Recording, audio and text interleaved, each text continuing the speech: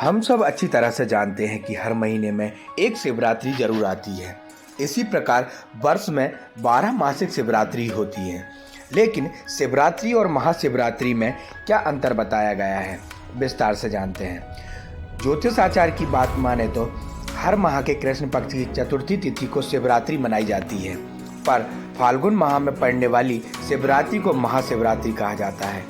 शिव पुराण में भी ऐसी कई महत्वपूर्ण तिथियों का वर्णन किया गया है जिन पर भगवान शिव की पूजा की जाती है, साथ ही व्रत रखा जाता है। भगवान शिव को बाकी देवताओं से जल्द ही प्रसन्न किया जाता है।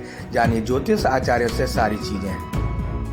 भगवान शिव के पूजन अभिषेक के लिए शिवरात्रि एक महापर्व माना गया है। शिवरात्रि और महाशिवरात्रि में अंतर यह है कि प्रत्येक मास की कृष्ण पक्ष की चतुर्दशी जो तिथि रहती है उस दिन शिवरात्रि रहती है। तो एक वर्ष में हिंदू मासों जो हिंदू महीने होते हैं उनके अनुसार 12 महीने होते हैं, तो प्रत्येक महीने की कृष्ण पक्ष की चतुर्दशी को शिवरात्रि होती है।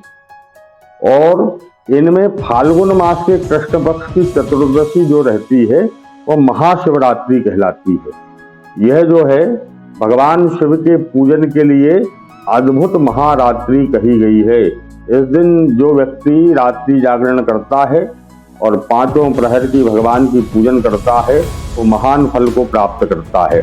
शिव जी जो है सबसे जल्दी प्रसन्न होने वाले देव हैं, और देव ही नहीं वे तो देवों के देव हैं, महादेव हैं। और शिव जी के पूजन के लिए जो भी तिथि कही गई हैं उन सभी तिथियों में जो भगवान शिव का पूजन अभिषेक करता है भगवान शिव उसकी मनोकामनाओं को पूर्ण करते हैं।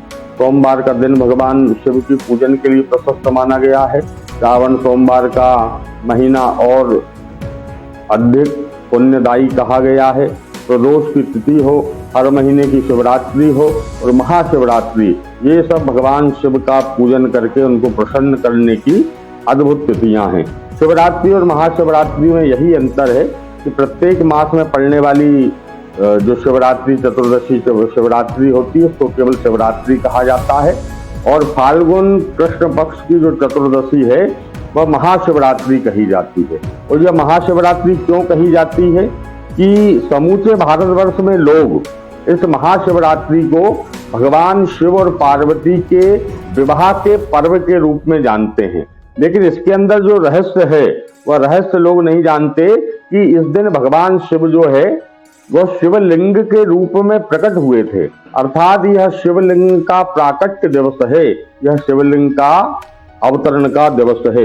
ईशान संहिता में वर्णन आया है, माघ कृष्णे चतुर्ध्यान आदि देवो महानिशि शिवलिंग तयोदृतः कोटि सूर्य समप्रभा। अर्थात ईशान संहिता के अनुसार यह जो पर्व है महाशिवरात्रि का, ये भगवान शिव के शिवलिंग के प्राकट्य का दिवस है।